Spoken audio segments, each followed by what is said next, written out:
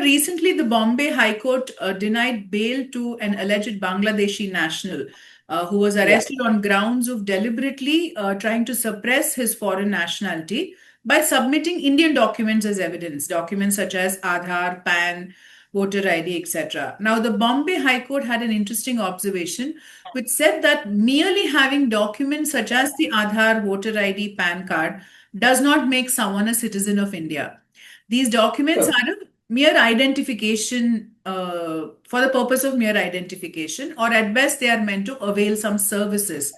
But they should not override the basic legal requirements of citizenship as governed under the Indian Citizenship Act of 1955 and its amendments. Sandhya, if you also look into this ongoing Bihar Special Intensive Revision, which is the process of kind of updating Bihar's electoral rolls, it has kind of sparked up a lot of controversy due to mass exclusions. And it is also being viewed as citizenship screening exercise and a potential to disenfranchise voters, in fact, leading to the Supreme Court scrutiny. Right. While we will refrain from getting into the political aspects and the politics that is being currently on, these incidents Yeah. have one thing I can tell you, these incidents have put the spotlight firmly back on the citizenship laws of our country. So, for the benefit of our True. viewers, I thought it's a good time for us to share it in a simple, easy to understand manner. Now, the question is, Sandhya, who can be a citizen, right? Now, the Citizenship Act as such defines it very clearly. Now, Indian citizenship can be acquired, number one, by birth, descent, number three, registration, and of course, the last one is on naturalization. Okay. And if you look into the Section 3 of the Citizenship Act as such, it deals with citizenship by birth. As per that, any person is born. So when you say that, any person who is born between 26 January 1950 and 1st July 1987 is a citizen by birth. This is very, very important. And if it's any person who's born on or after the 1st July 1987, but before 2003 of the amendment of this act, then it is a citizen if at least one of their parents was an Indian citizen at the time of birth, right? There is a change. And then born on or after 2003 amendment is notified as a citizen by birth if either both parents are Indian citizens or one parent is an Indian citizen and the other is not an illegal migrant at the time of birth. Okay, right. So all these on or before you have said is up to the dates of the respective amendments of the Act. When you said True. 50 Yeah. to 87, 87 was when the first amendment happened, and so on and so forth. Now, Right. you had nicely mentioned about citizenship by birth. Section 4 of the Citizenship Act deals with citizenship by descent. Now, what does descent mean? This means that the person is not born in India but outside India. But such a person can still be an Indian citizen if certain conditions relating to their parents' Indian citizenship at the time of that person's birth is met. As the Act says, for those born between 26th of January 1950 and 10th December when the amendment happened, this I think is 10th December 1992. Indian citizenship by descent is granted if the father of the person was an Indian citizen at the time of the birth of that person. For those born on or after the 10th December 1992, either parent being an Indian citizen at the time of the birth qualifies the individual for citizenship by descent. Obviously, this change of not just the father being, but both parents or either parent being is to address the issue of gender discrimination. Okay. True. But there are a couple points to be noted here is generally, how does the registration happen? It must be done with the Indian consulate within 1 year from the date of that person's birth, especially if the parent's citizenship is also by descent. Right? Now, this requirement can be waived if the parents are employees of the government of India at the time of birth. Also to be noted here is children, especially minors who acquire Indian citizenship by reason of descent and not by birth, also hold a foreign citizen and also hold a foreign citizenship must renounce the foreign citizenship within 6 months of they attaining the age of majority, which is 18 years, to keep their Indian citizenship. Right? Right. I think that is very clear from your Yes. perspective on it, Yeah. Sandhya. Yeah. Yeah. Now, the other angle is about citizenship by registration as such, Right. So, when a person is not born in India or is not a descendant of Indian parent or parents, then what happens is he or she can become an Indian citizen by the process of registration as an Indian citizen. Now, for this, there are certain categories only who are eligible for this. If you look into that, it is persons of Indian origin.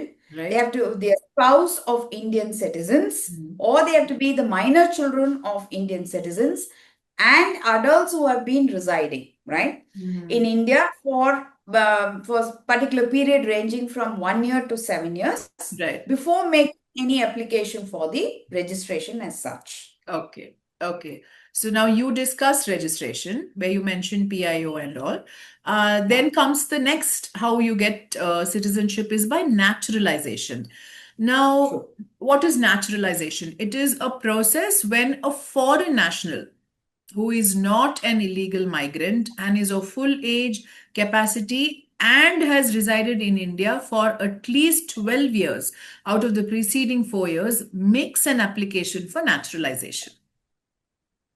Right.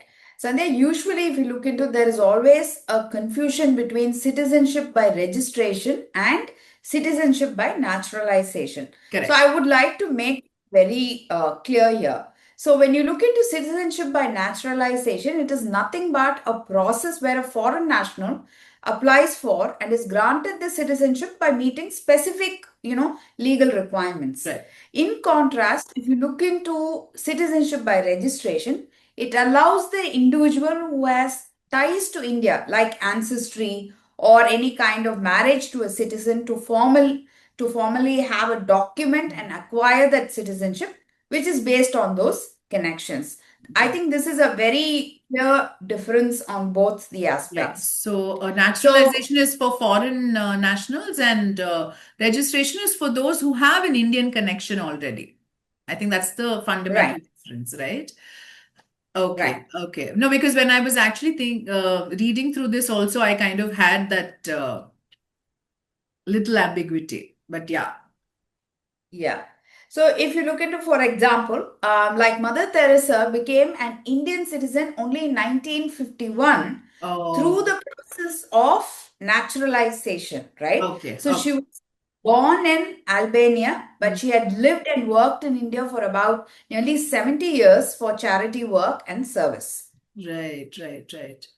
Okay. Also, I think it is relevant here, Subhadra, to mention about a person of Indian origin and overseas citizen of India. Now, Yeah, both are considered overlapping, but they're not. See, let me make it clear. A person of Indian origin is a person who resides out of India and has connections to India by way of ancestors, parents, or grandparents who were residents of India. Okay, right, whereas an overseas citizen of India is basically a facility, like an OCI card, is a special immigration status which is granted to foreign citizens of Indian origin, allowing them right, to live and work in India indefinitely without a visa. Now, OCI right. card holders have several benefits like lifelong and multiple entry into the country, exemption from police registration, and all. It is not the same as dual citizenship and I does think not that, grant, huh? yes, very, very, very Yeah, it important is point. not It's the same as dual. dual Yes, citizenship, and yeah. it does not grant the right to vote or hold any constitutional office in the country, in India, that is. Okay, now I'd like to bring to the notice of our viewers that the PIO scheme and the OCI scheme were two different schemes until 2015. When in January 2015, there was an amendment to the Citizenship Act whereby the PIO card scheme was withdrawn and merged with the OCI scheme. So on and Right. from Jan 2015, I think 9th January 2015, all PIO card holders had to convert to OCI status, Okay. and they were Right. given a time of 31st December 2017 to have done that. Subhadra, it is important for our viewers to know that the Indian Citizenship Act that governs the acquisition and the termination of the citizenship, the act has been amended 6 times since its enactment. Yeah, and Sandhya, adding to the amendments, I would like to highlight this 2019 amendment, which became the most, controversial issue, which Yes. is known as the CAA amendment, primarily which contained all the provisions to provide the Indian citizenship with kind of religious minorities from, Bangladesh, Pakistan, Afghanistan, who entered India on or before the 31st December 2014 to kind of escape any kind of religious persecutions, right? So, for the illegal entrance, the criminal proceedings under the Foreigners Act and the Passport Act was there widespread protest at the Muslim community not to be included in this, Right. Mm. So that's why it became such a big controversy. Controversial. And in March 2024, the CAA 2019 became an act as such, Mhm. and the government started to begin granting citizenship to specific religious minority communities as such. Can become a citizen only by the reason of birth or descent. Right. So I think this has been a very, very interesting topic for us to, in fact, have a conversation about with what's been currently happening and we have been hearing in the news as well. Yes. So we hope that our viewers have found this topic very useful. And once again, thank you all for watching us and see you next time. Until then, bye. Thanks. Bye.